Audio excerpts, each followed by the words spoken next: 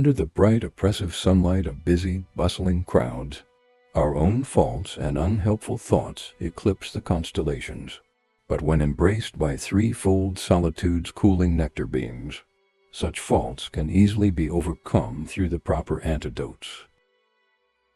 When it's undisturbed by rippling thoughts of sadness, the pool-like surface of the mind is still unmoving, and faith and compassion's reflections readily arise.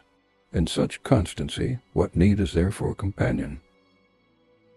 If the mirror of mind is wiped clean, time and again, and uncluttered with objects or circumstances, study, reflection, and meditation present a clear impression. And what is there to prevent the dawn of Dharma's light?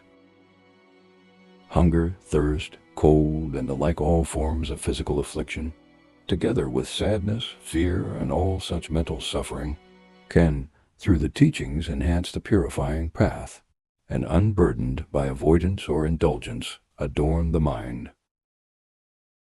The pleasures of the five senses longed for by the foolish are not to be found in solitude as they are among the devas, but joys of Dharma in their hundreds, lauded by the wise, are more abundant in a lonely forest than in Tusita's paradise.